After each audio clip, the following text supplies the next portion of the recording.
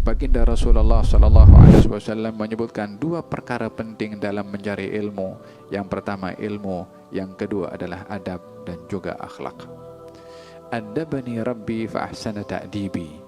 Allah mengajarkan adab kepada saya dan ia adalah sebaik-baik adab, kata baginda Rasulullah sallallahu alaihi wa ala alihi wa sahbihi wasallam. Adab yang menjadi buah kepada ilmu dapat dilihat daripada sikap para sahabat kepada baginda Rasulullah sallallahu alaihi wa ala alihi wasallam, bagaimana beradab kepada baginda Rasulullah sebagai guru kepada mereka dan sebagai nabi kepada mereka.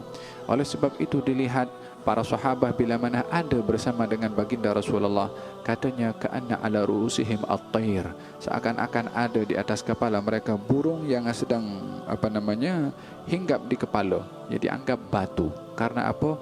Terlalu khusyuknya, tenangnya mereka ketika berada di hadapan baginda Rasulullah sallallahu alaihi wa ala alihi wasallam. Al-Imam Syafi'i bila mana belajar di hadapan Imam Malik, katanya saya enggan untuk membuka lembaran buku dengan suara.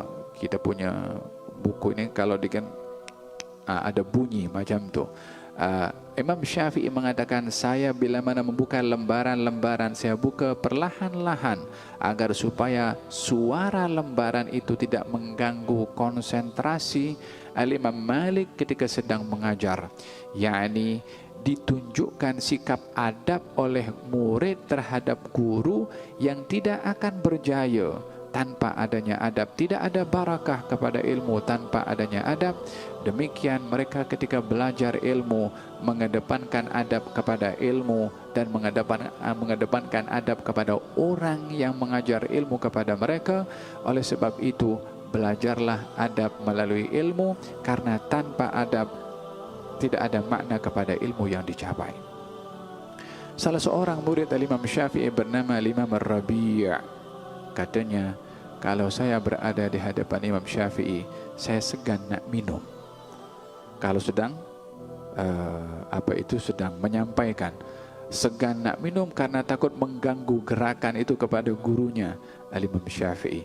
Ini yang didapat daripada mereka yang belajar daripada para sahabat Nabi Muhammad sallallahu alaihi wa ala alihi wasallam, gabungan antara adab dengan ilmu kepada guru yang mengajar. Sayyidina Abdullah bin Abbas radhiyallahu anhuma datang ke rumah Zaid ibn Thabit sebagai sahabat senior, dua-dua sahabat, namun Zaid ibn Thabit senior daripada Abdullah ibn Abbas.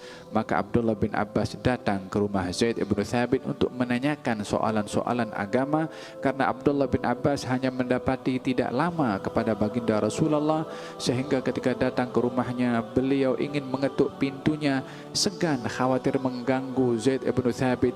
Duduk di hadapan rumah Zaid ibn Thabit sehingga lama Zaid ibn Thabit tidak keluar karena tidak sedar kalau di luar ada orang sedang menunggu. Sehingga Abdullah bin Abbas duduk di hadapan rumah Zaid ibn Thabit begitu lama. Orang lalu di hadapan rumah Zaid ibn Thabit tidak cam kalau itu Abdullah ibn Abbas. Sehingga Zaid ibn Thabit keluar, lalu ditanya oleh Zaid ibn Thabit, wahai anak saudara Rasulullah, kenapa engkau datang, kenapa tak ketuk pintu? Katanya, aku segan mengganggu kepada engkau. Kata Zaid ibn Thabit, apa hajat? Aku datang ini bertanya soalan. Kata Zaid ibn Thabit, kenapa engkau tak suruh aku datang ke tempat kamu? Kata Abdullah bin Abbas, ilmu itu bukan datang tetapi didatangi. Baru tanya soal beberapa perkara.